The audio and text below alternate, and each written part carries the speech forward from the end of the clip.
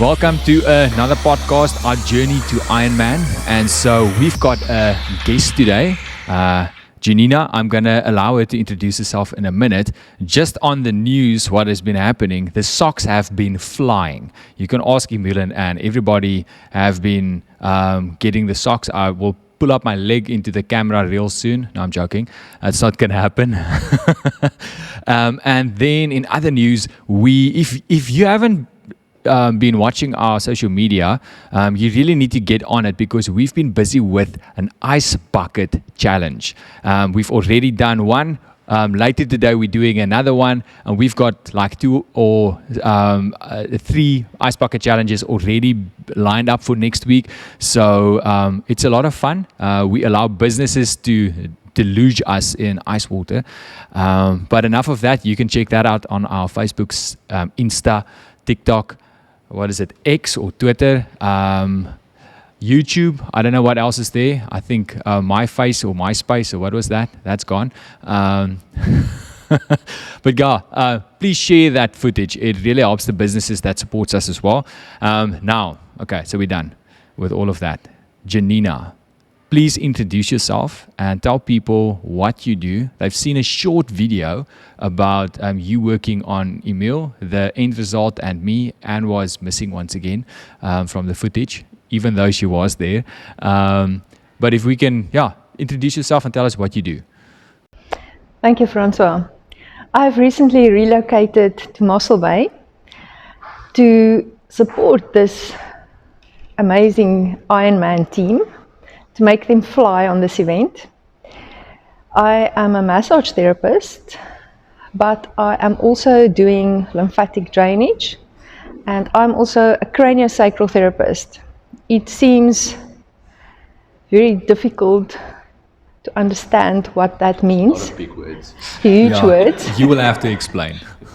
So a craniosacral therapist works like an osteopath or a chiropractor, except that we use the membranes to move the bones. We don't move the bones. And the result is more permanent. So it is a very good way to support any sportsman to improve their performance and to prevent injuries. Lymphatic drainage is also a tool to enable the body to produce stem cells, so that while the body is going under severe hemorrhage, no, that's not the right word. Well, I feel like it's hemorrhage. While the body is hammered during the marathon, the body actually produces stem cells to heal itself. So by the end of the race, there's no injury. And that is because the stem cells are secreted by stimulating the lymphatic system. So in short, that's the magic that I do.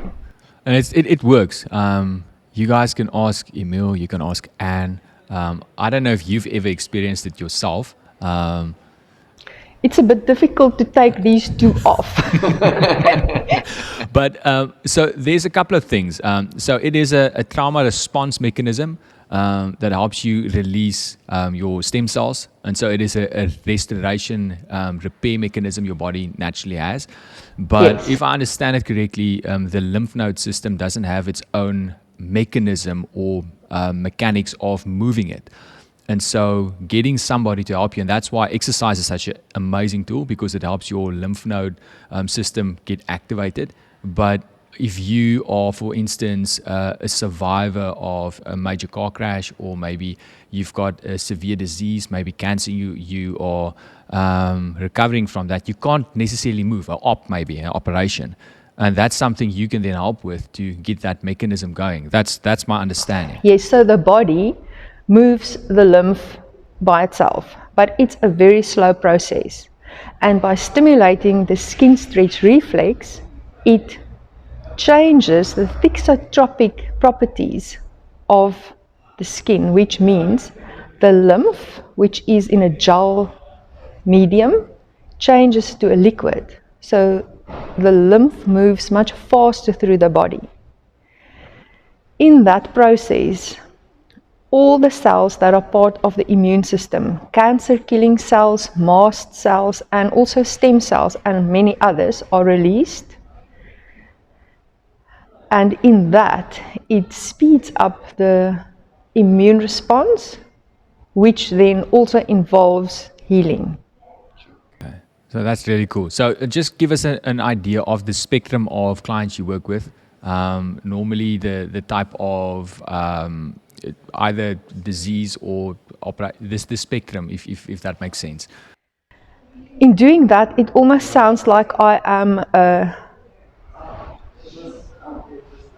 what's that word when you say, master of all and... You can be a master of all. It's like to say, leave the rest out. She's very good at what she does. Yeah. They normally say, jack of all trades, master of none. Exactly. It almost sounds like I am a jack of all trades and master of none, because the spectrum is so vast. There is really nobody that doesn't need their lymphatic system to improve. So the clients that I usually work with, I am trained to work with cancer and especially to prepare a patient to have an operation, and I specialized in cancer, especially breast cancer. So preparing for a mastectomy is one of the most common things that I do. Helping them to recover after the operation, treating the scar, and then in the event of an edema, which is a swelling of the arm or a leg after the operation, I'm also trained to do that. So cancer used to be my main focus, but anybody who wants to detox or an athlete that wants to fly is also part of the spectrum. Okay, so before we move on to the athletes, you basically then do a post and a pre and a post preparation and afterwards care. If somebody has, for instance, a vasectomy, what is the word? Vasectomy is not the right one. I was just going to say It's definitely not the right one. I am the wrong person to ask any technical questions with regards to medical stuff. So don't ask me, okay? Like I'm learning like crazy much at the moment. With breast removal, breast cancer. Mastectomy. Mastectomy. Okay. Mastectomy is the other part in the male. So it's not So let's stick to... Sorry. No, okay. So you do the pre-operation treatment, the preparation, and then the post after, and scar healing and all of that. And so that's an important thing to understand, because preparation, like with athletes, is just as important as with recovery. Exactly. So in doing a lymphatic drainage treatment before a mastectomy means that the scar is going to heal much faster, much quicker, and the recovery is going to be so much better. Same with an athlete.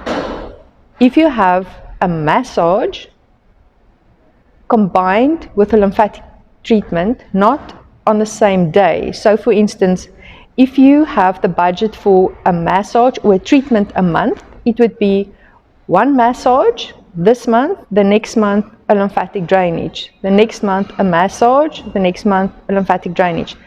So in my experience, I have had an elite athlete that took part in the Epic, and when he returned for his post-event care, he didn't have one muscle spasm. That's amazing. In someone who I have treated for years with numerous muscle spasms, when I had this approach, the body just healed itself in the event. So we didn't need to do so much to get him back into his training program afterwards. The body is an amazing mechanism. If you treat it right, it will. The body is a miraculous self-healing organism. Okay. So just now, before we go to the athlete side once again, you also help identify for instance, vitamin or mineral deficiencies. You help identify what you've got in excess, maybe heavy metals, mercury, all of that. maybe tell us about that and how that works. I use a scanner to determine these levels in the body. And if you think about it, we have so many names for so many different diseases, but the most fundamental way to determine the cause of a disease or a disorder is basically which environmental factors create the disturbance in the energy of the body, and what toxins are inside the body to hinder the healing process. If you can eliminate this, and with toxicity, I also include emotions, because if you constantly think I'm not good enough, I'm not worthy, then you actually block healing processes in your body. So whether it is heavy metals or other environmental pollutants, or just your own polluted toxic thoughts, these can be addressed and treated and annihilated before it annihilates you. Yeah, that's the whole basically topic of epigenetics and how your thoughts influences your blood chemistry and it influences your body. So that's a topic we can probably get in on another episode. I want to now talk about your expertise pertaining to how it helps with athletes and where we are on our journey, because we're rookies. You've worked with pro athletes, and so maybe just tell us how this helps us and how it could help the rest of the community, for those that struggle with injuries, those that struggle with niggles, aches and pains, those type of things. Maybe you don't even know what is wrong with you, you just don't feel lekker. So give us an idea of how you specialize on training or helping training athletes at this stage. Well, I don't know if this would make you feel exposed, but I'm thinking of that one treatment we did.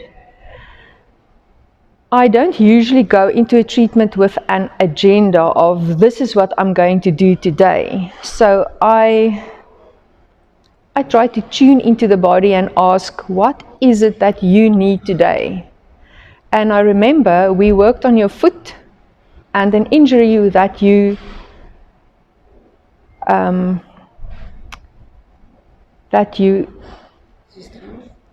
got that you got when you were 10. Yeah, I've had it for a long time. And by just releasing the emotions around the injury, you decreased your running time on a 10-kilometer run with About 9 minutes. Yeah. That is ridiculous. That is ridiculous, yeah. When you told me that, I was like, did you walk previously? Or how did you cut 9 minutes out of a 10-kilometer run? It's actually impossible. Just for reference, it was my first sub-hour 10K. And it was with such low exertion. My heart rate was stable. It was, I think, average 159. For me, normally it's like, if I run that level, it's like 160, high 160s, 170s all the way. So it's basically just in zone 5 all the time. This time it was like zone 3, touching on zone 4. That for me was an absolute... It was such an amazing feeling. So for me too. No, and it was just Total the day surprise. after. It was literally the day after I had my treatment with you. Yeah, and I almost didn't go running that morning. Emil wasn't feeling like that day. And yeah, I was just like, okay, let's go shuffle. And it was You don't so think easy. it's because you ran the flat Hartenbos area? It's possible, but still, my previous 10K I think was in Blouberg, in Cape Town Blouberg. It is like you get 1 meter elevation gain there. Oh, when we run here, it's at least like 85 or so. So it is. Hartenbos is not that flat though. It's not Mossel Bay. No. Mossel Bay is like, yes, that. Yeah, we did the last run up Marsh Street. I think we did like a 170 something. I don't know. My watch was freaking out. Yeah. So, but yeah, anything else you want to add to the athlete topic? I think we should save something for next time. Yeah. I agree. My brain can't absorb everything at one stage. Okay? But your body can. So go for another treatment. Your body can absorb all of that. Yeah. So anything you guys want to add that we're talking about or that's happening? Well, for me, it's I've been feeling way better, since my sessions with her, and I can slowly see how the performance is getting better and better. I mean, you can see it on Strava. Yeah. So I'm psyched to see where we're heading. I can't actually imagine myself in the future, but I'm excited about what's coming. So it's a very cool journey, actually. Yeah, really enjoying it. And what is exciting you at this stage? The Ice Bucket Challenge. Ice buckets. Ice bucket challenge And it's just lining up the Ice Bucket Challenges like... with everybody. Oh, it's going to Clarksville. Okay, so it's gone beyond us now. So Yes, other so- community members way beyond the Mossel Bay community They're is now also starting it that side as participating. The cool thing is now it is for the community, by the community. So it becomes an SA thing now. Because remember, the Ice Bucket Challenge is to raise funds for kids in need. Kids in general, kids. And then specifically it is located in the Mossel Bay area. But now what is starting to happen is the flow is starting to spill over into other communities. So it is exciting to see how we can influence even a nation by just doing this. So thank you guys for participating and helping us with this Ice Bucket Challenge and help us raise funds because it's the next generation we are doing this for. So I think what we should do is like on a podcast, maybe nominate like Vergelegen, one of the wine farms, and they can start challenging each other in this as well. And then we can send them the Can we have some wine with it? they're gonna like a shower us Merlot with bath away. With wine. yeah, exactly. And so this is one of those on the spur of the moment ideas once again. This is how Anne works. This is how the Ice Bucket Challenge got born. Today we are doing an Ice Bucket Challenge and Emil's son, Luca, seems like he's interested in doing it with Very us. much, So yeah. we've got the youth climbing into this. And how old is Luca?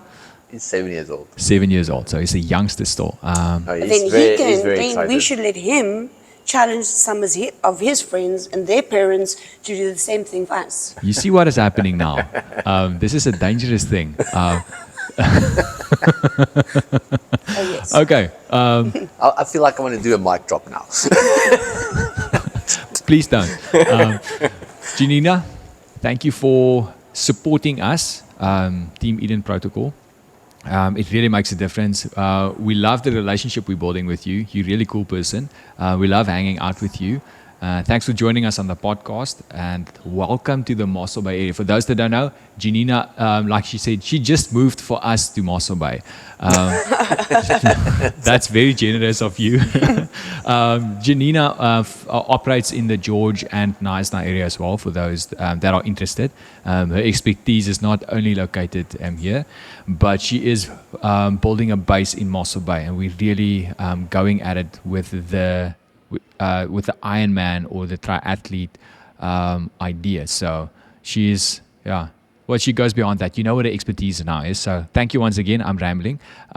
We will probably do another podcast with you because you've got such a wealth of knowledge and wisdom on the health of the body, and we really want to tap into that. It benefits everybody. We're learning. I sound clever talking about epigenetics, but it's because I hang out with Jenina. So thank you for joining us.